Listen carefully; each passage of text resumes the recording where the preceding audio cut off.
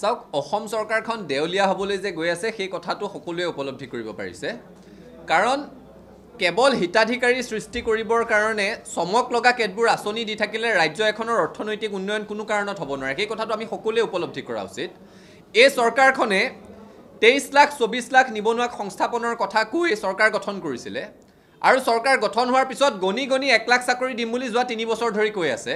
আৰু একেখিনি সময়তে অসমৰ বিশ্ববিদ্যালয় কেইখনে প্ৰতি বছৰে 1 লাখকৈ নতুন গ্ৰেজুৱেট সৃষ্টি কৰি আছে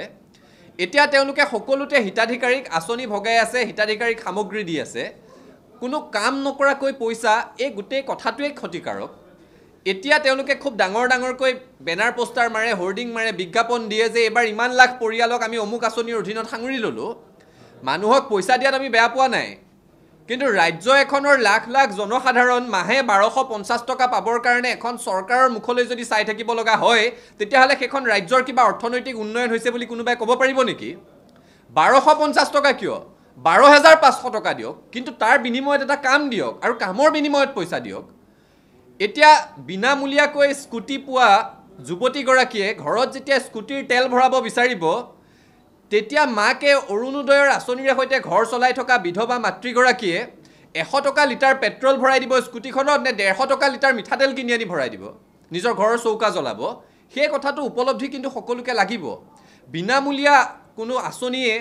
ৰাজ্যৰ অৰ্থনৈতিক পৰিকাঠামো শক্তিশালী কৰিব নোৱাৰে আমাৰ ছাত্ৰীসকলে স্কুটি পাইছে ভাল কথা হৈছে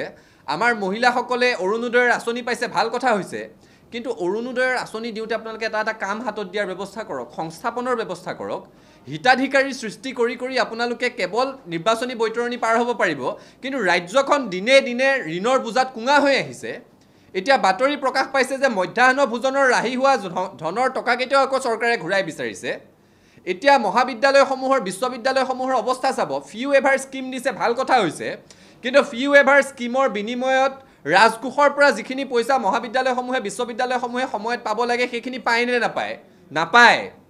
বহু মহাবিদ্যালয় বহু বিশ্ববিদ্যালয়ৰ এতিয়া এনেকুৱা অৱস্থা যে মহাবিদ্যালয় সপ্তাহটো পাতিবলৈ বিশ্ববিদ্যালয় সপ্তাহটো পাতিবলৈ সৰস্বতী পূজা পাতিবলৈ নৱাগত আদৰণি সভা পাতিবলৈ পুঁজিৰ অভাৱ হয় কাৰণ সময়মতে চৰকাৰে দিব লগা পুঁজিখিনি ঘূৰাই নিদিয়ে কেৱল চমক সৃষ্টি কৰিবলৈ কেৱল হিতাধিকাৰী সৃষ্টি কৰিবলৈ কেৱল নিৰ্বাচনী বৈতৰণি পাৰ হ'বলৈ যদি এই ধৰণে ৰাজ্যখনক ঋণৰ বুজাত পুত নিয়াই থাকে তেতিয়াহলে অসমৰ অৰ্থনৈতিক অৱস্থা ভয়াৱহভাৱে বিকল হৈ যাব আৰু চৰকাৰক আমি আহ্বান জনাইছো কামৰ বিনিময়ত ধন দিয়ক সংস্থাপন দিয়াৰ দীৰ্ঘম্যাদী পৰিকল্পনা লওক কেৱল নিৰ্বাচন জিকাৰ আঁচনিৰে সৈতে ৰাজ্যখনক ঋণৰ বুজাত পুত নিনিয়াব